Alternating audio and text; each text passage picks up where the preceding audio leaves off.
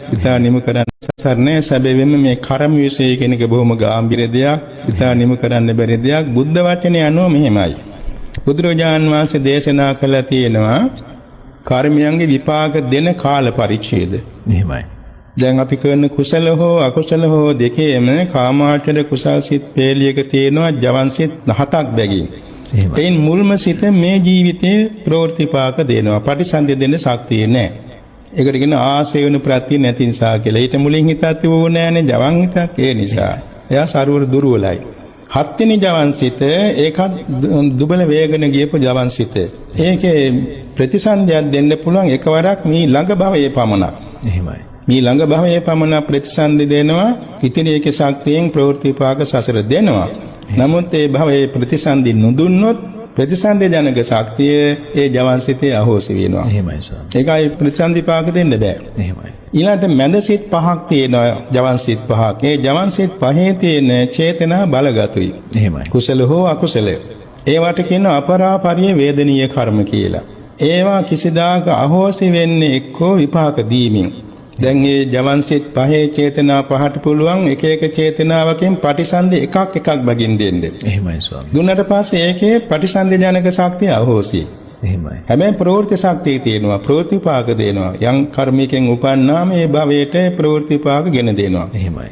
ඊළඟට ඒවා සම්පූර්ණයෙන් අහෝසි වෙන්නේ යම් කාලයක අරහත් මාර්ගඥානෙ. එහෙමයි. එතකන් අහෝසි වෙන්නේ යටපත් වෙනවා. එහෙමයි. දැන් අපි බුදුරජාන් වහන්සේම දේශනා කළා තියෙනවා විපත්ති 4ක් සම්පatti 4ක්.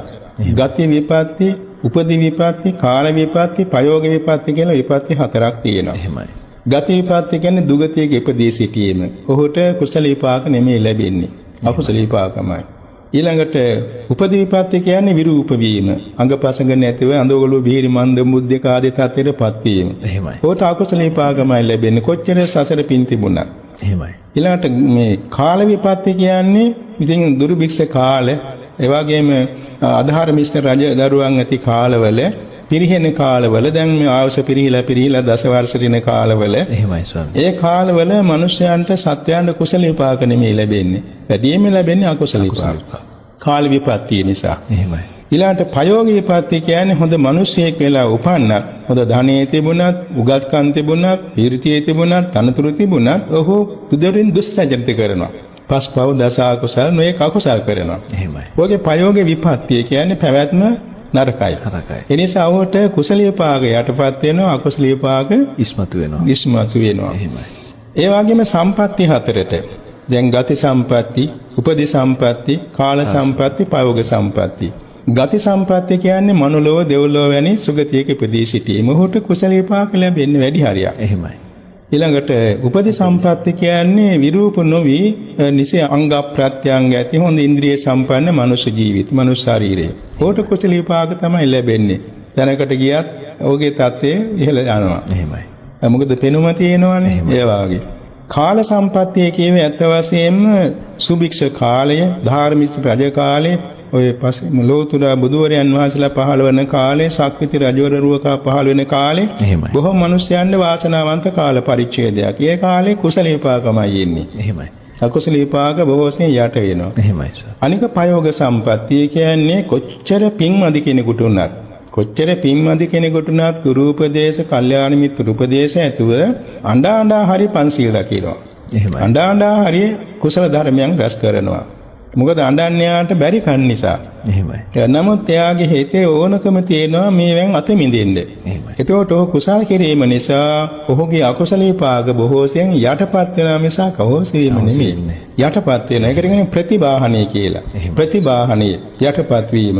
දැන් නිදසුනක් වශයෙන් බුදුරජාණන් වහන්සේ දේශෝ සාමාන්‍ය ඵල සූත්‍රයේ තියෙන ලස්සන නිදසුන් කීපයක්.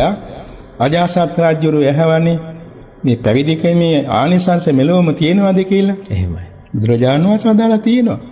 එකක් තමයි මහරජා ඔබේ රජ නිවසේ සේවය කරන දාසකම් කරන දාසයෙක් ඉන්නවා. ඔය යන් දාසක දාසකමෙන් අත මිදුනහම මේ බුද්ධ ශාසනය පැවිදි වෙනවා. පැවිදි වුණාම ඔබ මොකද කරන්නේ? ස්වාමීනි මං ගිහින් එතුමාගේ පාද දෙක අල්ලා වඳිනවා. මං සිව්පසෙන් උපස්ථාන කරනවා. මං ආරක්ෂාව සැලසෙනවා. බලන්න මහරජා සුචරිතේ හැසිරීම නිසා නේද මේ ප්‍රතිඵලය ලැබුණේ. මේ 16ට වඳිනවා. එහෙමයි. මොකද්ද දාසකම නෙවෙයි දැන් තියෙන්නේ සීලවන්තකම. එහෙමයි. සිල්වත් භික්ෂුවක්. එහෙමයි. දැන් ඔබේ රටේ ඔබට ආදායම් බදු ගෙවන්න කෙනෙක් බුදු ශාසනයේ පැවිදි වෙනවා. අයමත් ඔබ ආදායම් බදු අය කරගන්නවද? නෑ. එහෙනම් මොකද කරන්නේ? මං ගිහින් පාදේ කල්ලා වඳිනවා. මං සිව්පසෙන් පවර්ලා කැපකරු දායකලා උපස්ථාන කරනවා. ඉතින් ඒක නේද මේ ප්‍රතිපත්තියේ හැසිරීමෙන් අකුසල විපාක යටපත් වෙන හැටි කියලා. බුදුරජාණන් වහන්සේ ලස්සනට තෝරලා දුන්නා සාමාන්‍ය ඵල සූත්‍රයේ.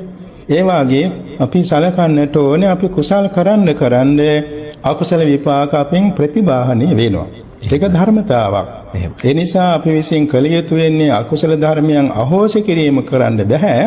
අපට පුළුවන් යටපත් කරන්න. එහෙමයි ස්වාමී. යටපත් කිරීම නිසා අපි උසස් කුසල ධර්මයන් රැස්පත් කර ගැනීමෙන් උසස් තැනටපත් වෙන්න අපට පුළුවනි. නැත්නම් මේ දීර්ඝ සංසාරයේ එක එක සත්‍යාගේ సంతාන තුල පවට්නා අකුසල කර්ම මෙතේකයි කියලා ප්‍රමාණ කරන්න බෑ. එහෙමයි. අද මේ ගති සම්පත්තිය නිසා ඒ සියල්ල අද විපාක දෙන්නේ නෑ. එහෙමයි. නමුත් අපි කායික වාචික මානසික දුසිරිත හැසිරෙනවා නම් ඒව මතුවලා විපාක දෙන අකුසල විපාක. එහෙමයි.